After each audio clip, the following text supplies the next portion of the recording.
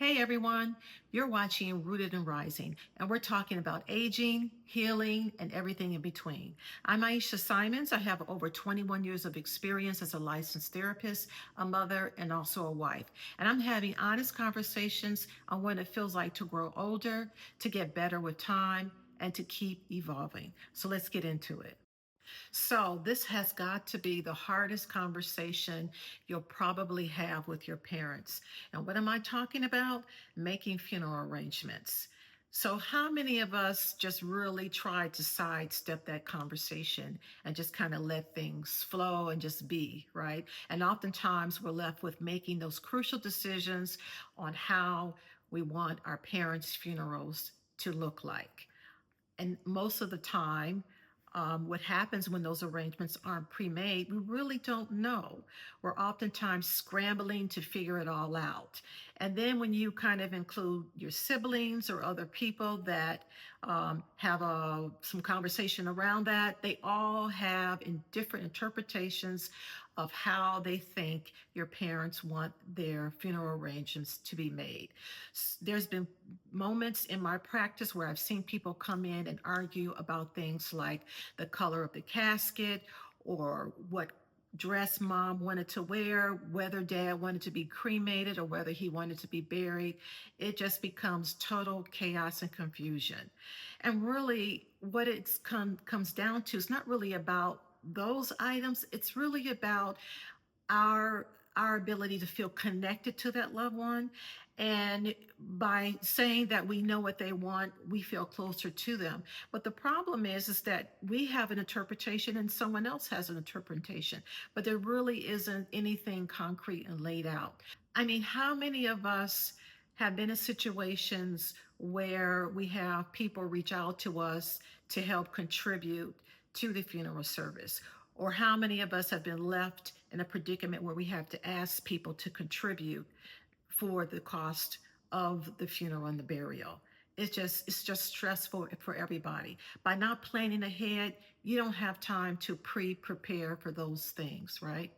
So the question becomes, how do I have that conversation with my parents? I remember when I first approached my mom about it. Um, I think what she said, well, she met me with some resistance, and I think the how the conversation went was, "Oh, you're trying to push me into my grave faster," right? And I'm sure people have heard that before.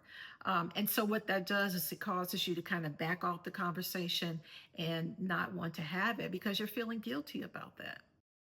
But listen, that's just their defense mechanism. You know, typically talking about funerals for people is just very awkward, uncomfortable, and nobody really wants to do it. But from personal experience, it really isn't that bad. In fact, it just lifts so much, takes so much burden off of you when you actually do have that conversation, and you know exactly what your parents want upon their passing, right? So how do you have that conversation? I think you can't just go into it and just have it and expect them sometimes to say, okay, let's sit down and work it out. Sometimes it's steps, right? You have to kind of gradually get into it. And then if you're met with resistance, table it and then come back and approach it again. In time, you might find that they're willing to take a closer look and try to understand from your perspective how much this is going to affect you by not preparing for it. So there never is the right time to have that conversation.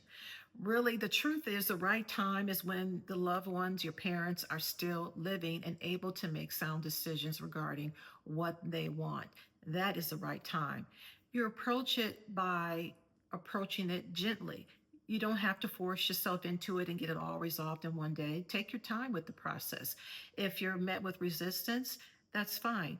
Come back later, table it, come back later and re-talk and have another conversation. Share your perspective, what it feels like, the feeling of not having that made and how it might make you feel.